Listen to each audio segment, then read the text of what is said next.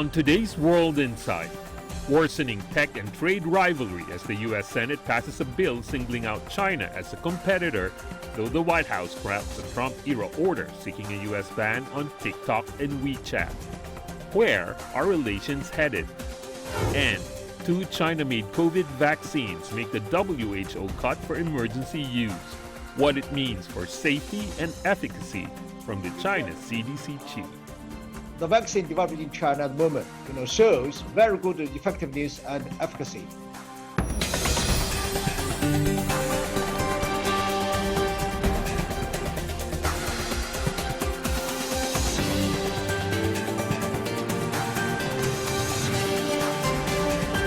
Here is our host, Tian Wei. Hello and welcome to World Insight. I'm Tian Wei. President Biden of the U.S. on Wednesday revoked a Trump-era executive order that sought to ban the Chinese apps TikTok and WeChat and replaced it with one that calls for a broader review of foreign-controlled applications that could pose a security risk to Americans and their data. That is according to the U.S. side, of course. And the U.S. Senate on Tuesday passed a sweeping industrial policy bill, which lawmakers said was aimed at, quote, competing with China. The Innovation and Competition Act would pump more than $170 billion into research and development in a number of tech areas, including semiconductors, artificial intelligence, and quantum science. The bill now heads to the House of Representatives to be reconciled and sent to the White House. In response, a Chinese Foreign Ministry spokesperson said the U.S. should not treat China as an imaginary enemy. We urge the United States to treat China's development and China-U.S. relations rationally, stop promoting such bills, and stop interfering in China's internal affairs so as not to damage overall bilateral relations and cooperation in important areas between the two sides.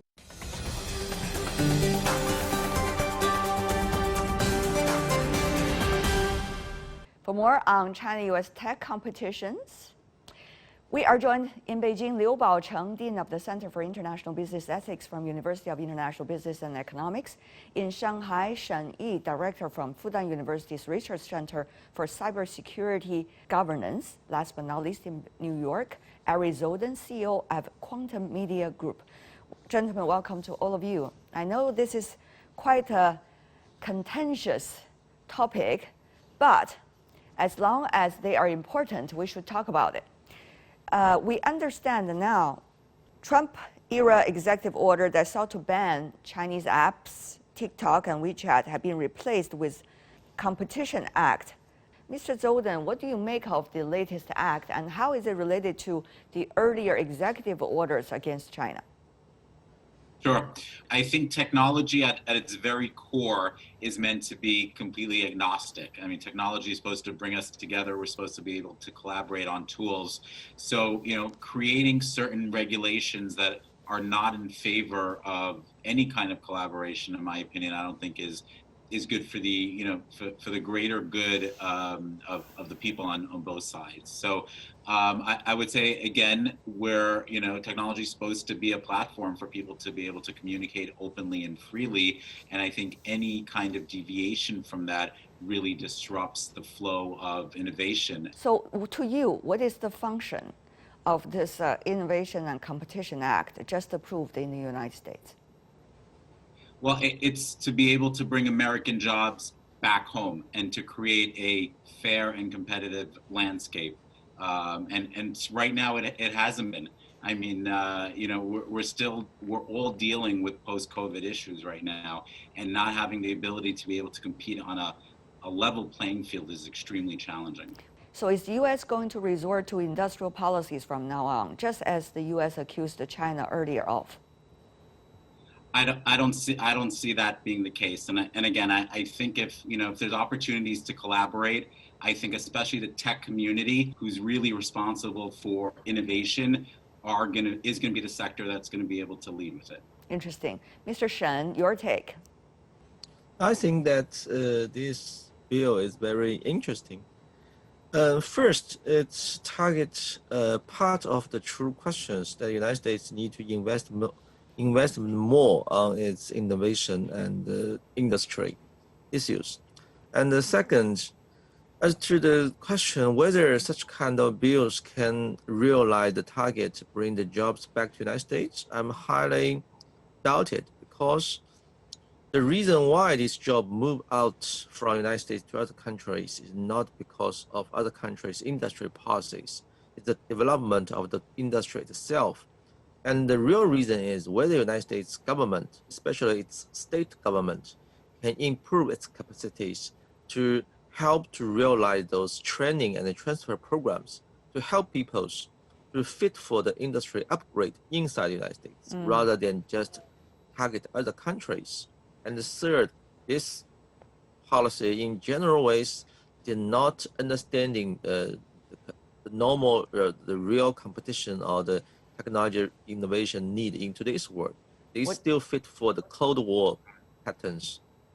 What do you mean by Cold War patterns? They set up a kind of target and adversaries and say that, okay, we have an enemy there and we need to invest more so we can get those jobs back from our enemies. It's a little bit weird. But one could argue, isn't China and the U.S. going to be very soon in a Cold War? Mr. Shen? No, I think that China is in a quite different patterns of things in dealing with these things. We try to find out any possibility to coordinate and cooperate with any countries who respect the general or core interest of countries, including United States. Is that just the rhetorics coming from China? Till now, Chinese government never take a kind of very simple tit-for-tat retaliations into dealing with these issues with the United States, even though the United States still launch those stupid policies toward a company like Huawei. No single U.S. companies in China face the same deal. All right. It seems that the Chinese government is pretty upset about this bill coming from the United States, the Innovation and Competition Act. Beijing has denounced this bill. It attempts to, quote, maintain the U.S. global hegemony by fanning the so-called China threat to interfere in China's internal affairs on the pretext of human rights and religion, and to take away China's legitimate right to development by means of decoupling in the scientific, technological, and economic areas, end of quote. This is a statement coming from China's NPC. So, Professor Liu, tell me more about, the different layers, it seems, of reactions toward this act in the U.S. right now by China, and likely what is going to be the way for China to proceed? Well, broadly, I should feel that rather proud for China to be named as the competitor for innovation by the United States, because over the few decades in the past that China was pretty much lagging behind, was not ignored by the United States. But now China is named as close to peer a competitor or challenge. So, which means China is getting stronger on a very rapid pace. So, and the other is that for the U.S. to develop its innovation and competition strategy, this is good enough to serve its national interest, to bring more jobs and more quality jobs, etc. But the fact that they named China as the major challenge and trying to maintain the dominance and even hegemony over the rest of the world is something that China needs to react to.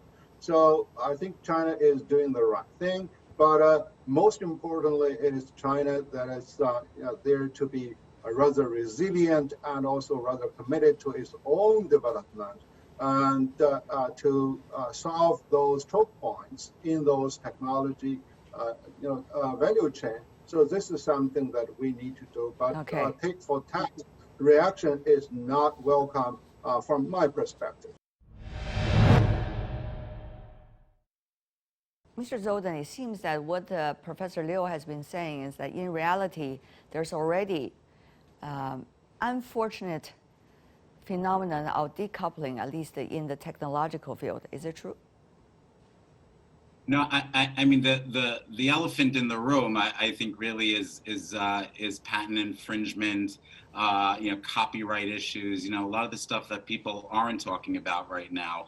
or at least the Chinese government is not really addressing, how is China going to deal with that? I mean, we can all talk about innovation and competition and the race wars, the space wars, but at the end of the day, there's some serious core issues here, and that has to do with patent infringement. Okay. And everything related to ideas and concepts and patents being stolen from the United States and then exported back to China. There's kind of little talk from China talking, or at least quite frankly addressing or doing anything about these changes or these issues. Okay, so Mr. Shen, you want to respond to that? I think that I think just in these few days, Ringhas published its latest book named "Stronger: The Competitive Interdependence Between China and the United States," something like that. He raised a very simple questions. In the United States, some technology companies already mentioned if they cannot continually get profits from Chinese market, they have to cut off their investment on their innovations.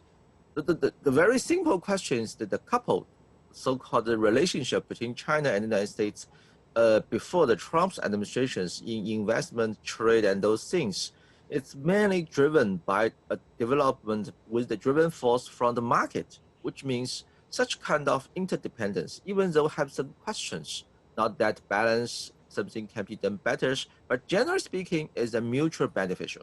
Nowadays, this very, political correctness discussion, how to modification or even cut off or decoupling this relationship to save the jobs, to provide, to protect the intellectual property rights, or anything else. The reason is quite sound, but those policies quite stupid because this policy is doing nothing good to both sides. Even United States, their core interests will be damaged very badly if these bills can become the truth. Mr. Zhou, then respond.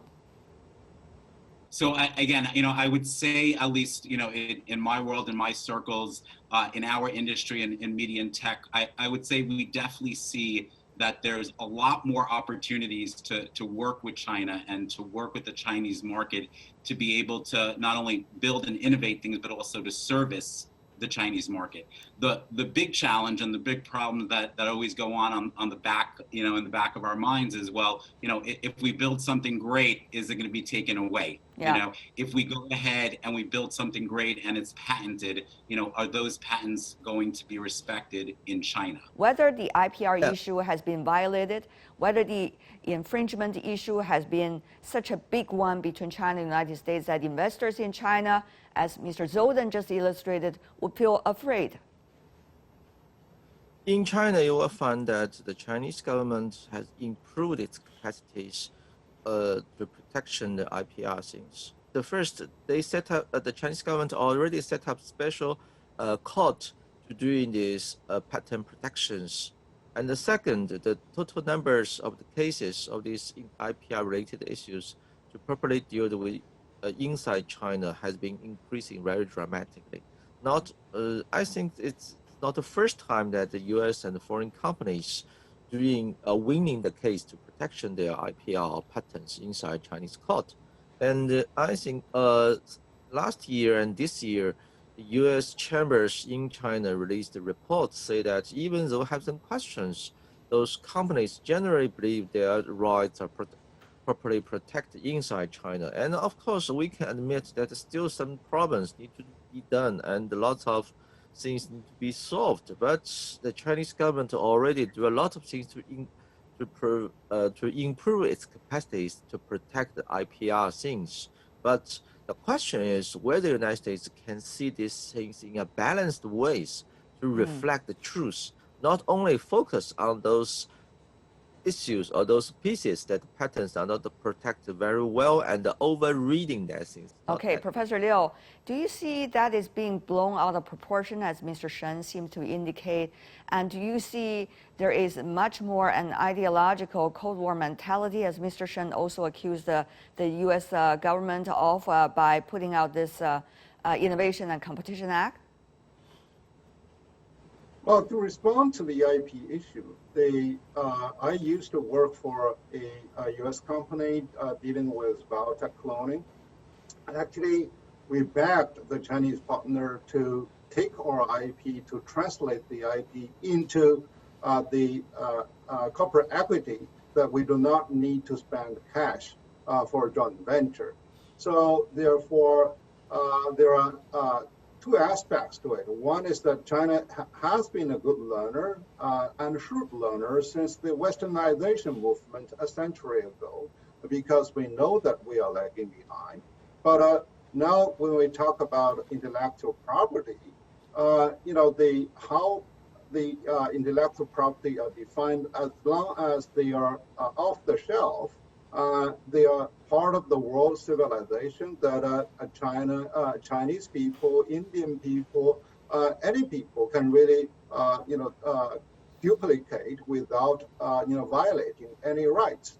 And the other is that there is quite a willingness in order to secure the market, in order to save the cash contribution to work with Chinese companies. I see. U.S. companies are ready to share the technology, and plus that technology is duplicatable and technology has lifetime. I think that there are opportunities both on the private and the public side for cooperation for both sides, and then working both for governments to be working with each other as well. We're always thinking about the private sector.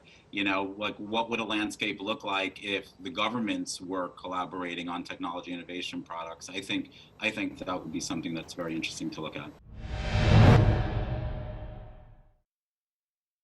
How much say these days the business communities inside the United States, whether they are doing business with China over the past decades or not, can contribute to the policies these days?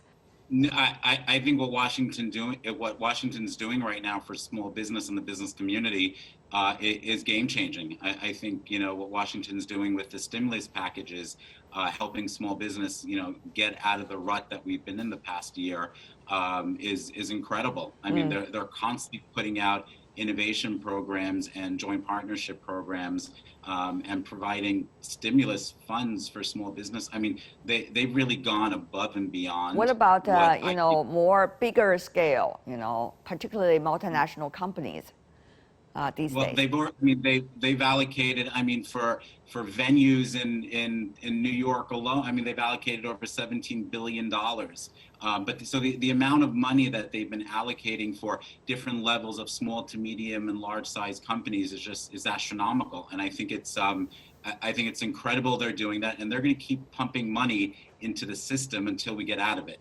And it's kind of like it's the only thing to do right now to get America back up and running, and they're doing the right thing, and we may unfortunately pay a price for that down the road. But in terms of a fix at the moment, they're letting floodgates open and getting jobs back on the table and getting people money that they need. So I think in terms of what the U.S. is doing, I think they're doing everything humanly possible. And how is China eventually looking at the directions where the bilateral relations is, particularly regarding technology and scientific development? I have 3 points. The first, I don't think that U.S. do these things in the right ways. In 1940s, when Nawak Bush persuaded President Roosevelt in 15 minutes to organize this the Commission of Defense and Science and Technologies, which is a legend in U.S. innovation and industry development. The real issue is not just help or investment in private sectors. The real question is the U.S. government needs to set up guidelines for 2 very important things. First, the innovations must focusing on those things, especially the very basic scientific, fundamental science research, which will not bring direct profit to private sectors. And the second, all these development need to profit as much people as possible, not only fit for the market or those very little people who can invest huge monies. And the second, I think that to China's side, it's kind of how to say, challenges, of course, first, but second, opportunities. It forced or sometimes coerced China to find the proper ways, relatively independent from U.S., to develop our own technologies in a very complete and sometimes separate systems comparing to the United States. And the third, we already developed a kind of asymmetric models to dealing with these U.S.-China relations, which means China side already decided to collaborate with the United States in any possible field. Professor Liu, your final point before we go.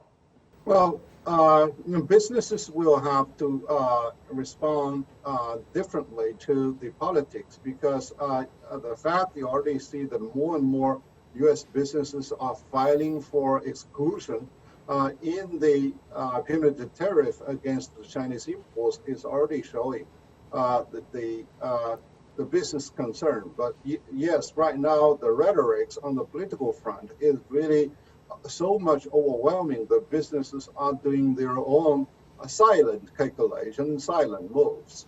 And the other is that we do see domestically the U.S. is really printing a lot more money, but how to really make the right kind of balance, that's quite a question without working with major trading partners and with major markets like China. And third is that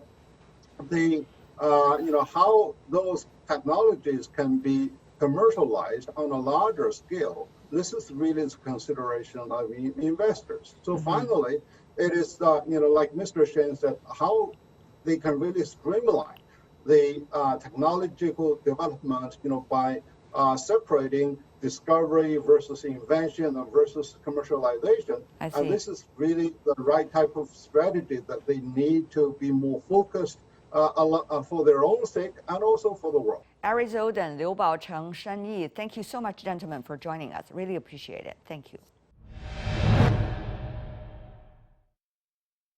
That's an earlier panel I had with American and the U.S. side talking about the latest Innovation and Competition Act put out in the United States. You're watching World Insight with me, Tian Wei. Coming up, two China-made COVID vaccines make the WHO cut for emergency use. What it means for safety and efficacy from the China CDC chief. The vaccine developed in China at the moment, shows very good effectiveness and efficacy.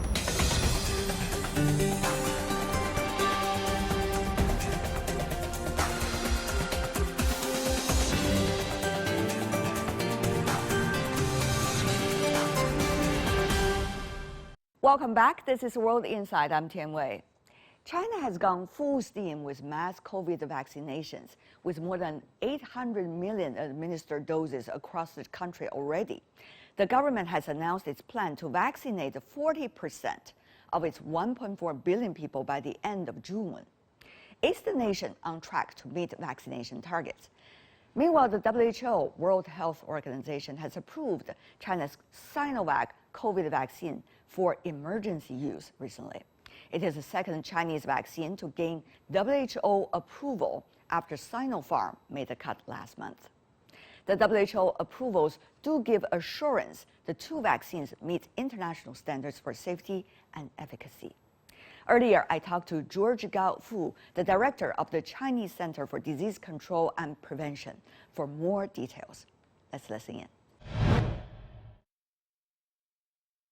I'm honored to be joined by Dr. Gao Fu, director of China CDC. Dr. Gao, what a pleasure to see you once again. Nice to see you again. Thank you for taking your time out of your extremely busy schedule these days. Let me ask you about the effectiveness and efficacy of the vaccines researched and produced in China. How is it compared to some of the others already listed on the emergency list of WHO? As you know, WHO approved two kinds of vaccine, two inactive vaccines, now in the WHO list for the emergency use. And also you saw a lot of reports from Brazil that shows one of the vaccines works very well. Not only protect for the infection transmission, but also, of course, for the death. So in general, the the vaccine developed in China at the moment, shows very good effectiveness and efficacy. So in general, it's very good. In China, in total, we have 7 vaccines at the moment in the clinical use.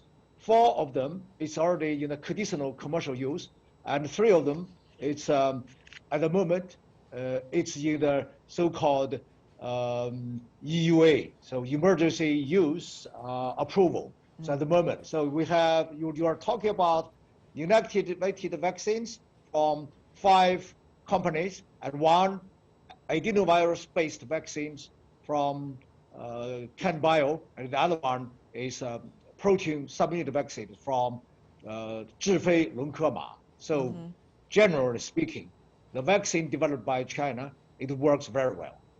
Does China have enough vaccines for its own population? So at the moment, everybody thinks you need a really good, if you want to obtain very good protection, you need some percentage of the vaccinees to be covered. So that is calculated from the basic transmission number, the whole so-called R naught, and plus the efficacy or effectiveness of your vaccines. So at the moment, you are talking about roughly about 80% of the Chinese population. That's a huge number. But at the moment, in China, we have over 500 million doses were vaccinated already. So we are on our way trying to cover that number very soon. What do you mean by very soon? At the moment, we think we want to have, when you are talking about a percent, we think we want to have roughly about, say, 700 million people to be vaccinated by July or August. So that's the number. And then we are targeting for early next year, we will have roughly about 80% or 70 to 80%. That means you are talking about 1.1 billion. That's a really big number. Yeah. This is why I'm saying we are working very hard. No, not only you need to get all those people to be voluntarily being vaccinated, but also you need the production of so much vaccines there. Does China have that production capacity? We have the capacity, but we have to work hard. Now, the other thing, of course, a lot of people have been talking about is the comparison between China and the United States. According to the Biden administration, by the national day, their national day, July the 4th, likely more of the American adults will be vaccinated. But what is China's timetable? And is there going to be a competition about whichever country is going to be the first to open the door safely to the others? I don't think we have a competition from country to country. We have a competition with the virus. So if, as I said, if we don't have enough people vaccinated, the virus will take over the world. So it's so obvious. I don't think we are talking about the competition from country to country. So let's put it really, you need calm down everybody. So we need to work together. So though maybe China and the US, we might cover our population some proportion, but you need the whole world have enough proportion to be vaccinated. By then, you will open your border. But if you open your border, and the good example is, at the moment, after Wuhan outbreak, in China, so we don't have any more local virus transmitting around, but we always have the imported cases, the virus imported from outside of China, coming to China, and then we start a new community level transmission or local transmission. So that's always a problem at the moment in China. So you can say, if the pandemic is there, no country can be free of the virus. No country can be free of the transmission of the disease. So let's work together, not to compete for the country, but to compete against the virus. Will China be able to use or want to use vaccines from other countries? For example, Pfizer, Moderna, AstraZeneca, and the list goes on. Or China prepares to mainly only use its own vaccines for its own population? As our president Xi Jinping said, the vaccine are the public goods, so international or global public goods.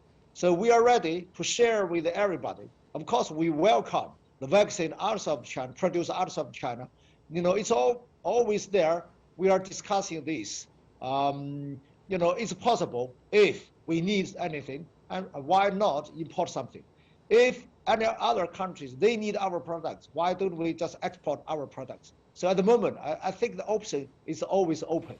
So from the very beginning of this pandemic, China runs our policy for prevention and control this disease for the openness, transparency, and responsibility. So we are open, in my opinion. Dr. Gao, we understand China has been voluntarily contribute about 10 million doses of vaccines to COVAX, the platform. Of course, that's good news. But one side to offer, the other side also needs to accept. How do you see that process is going right now? This is why you heard the news. The WHO approved the emergency use for 2 of the Chinese inactive vaccines.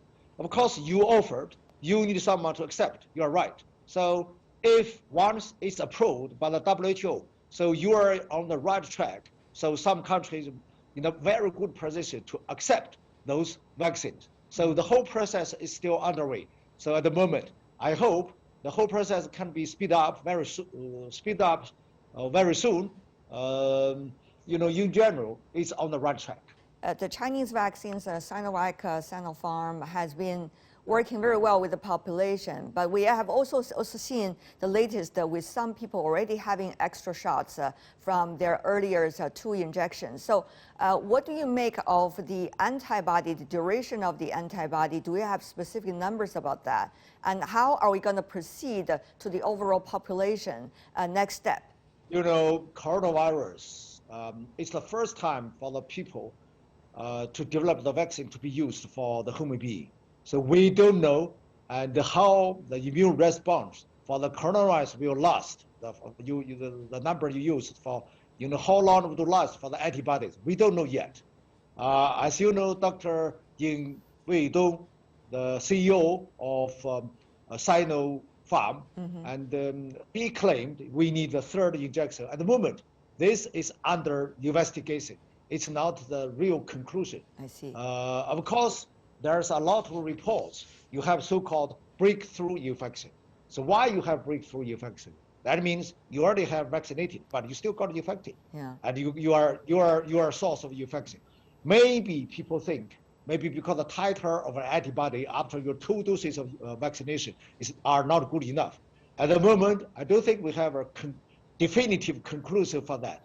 That's the option the scientists are discussing. Dr. Gao, another area of question regarding the latest community transmission inside Guangdong, Guangzhou particularly. What do you make of the reasons behind it, and what is the latest investigation going on regarding all the reasons and the possibilities?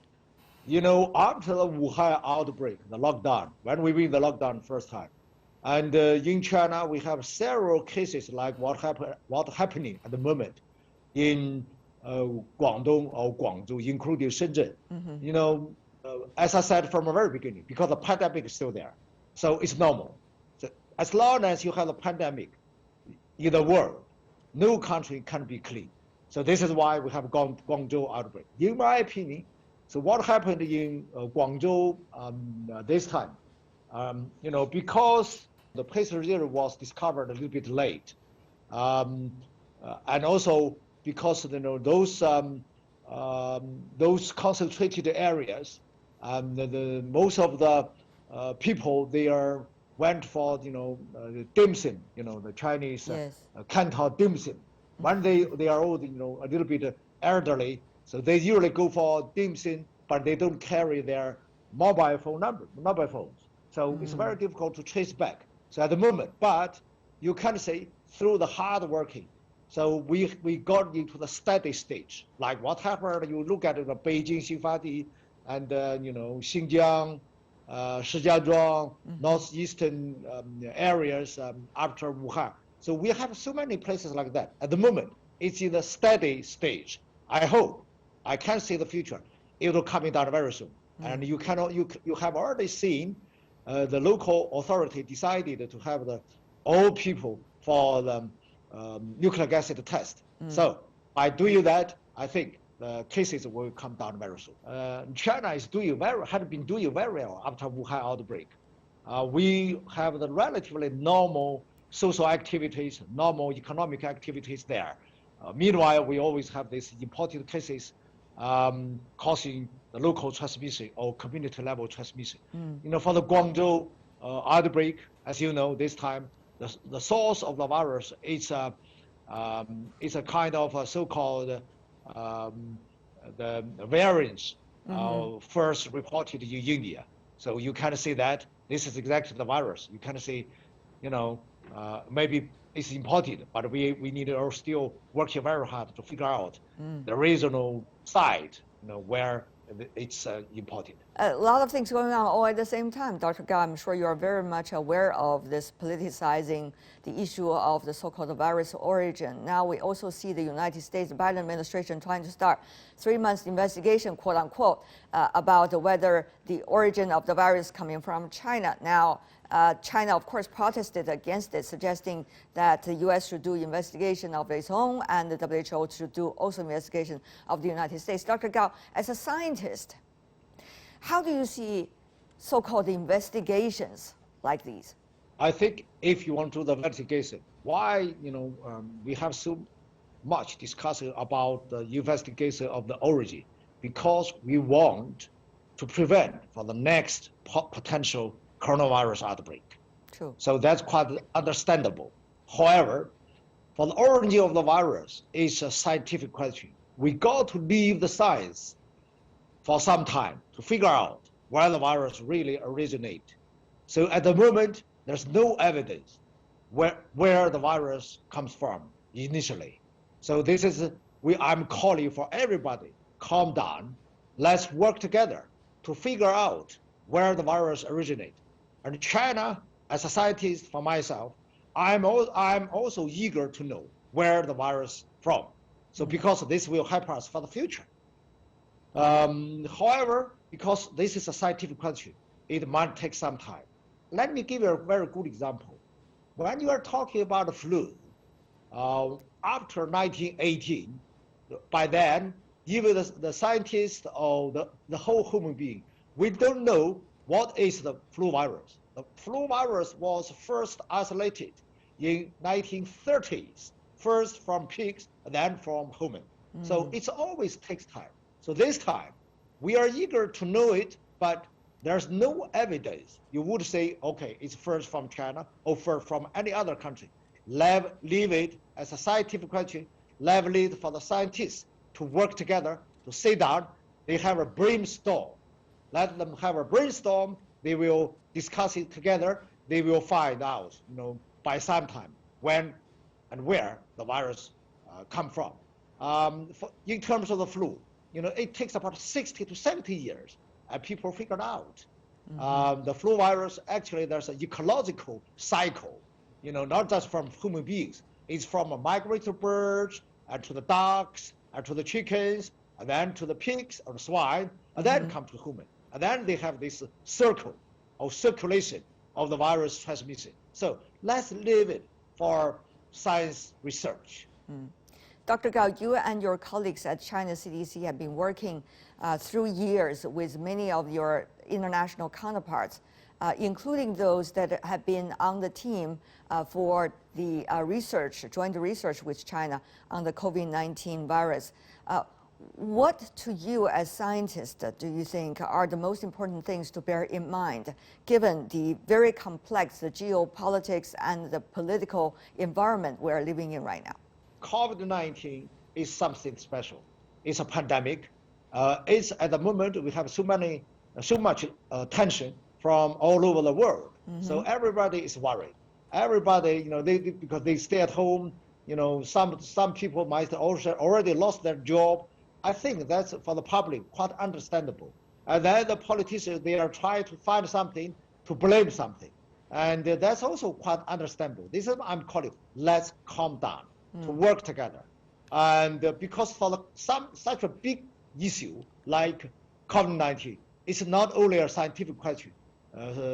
You can leave for the scientists, but also it's a question for the politics, for everything.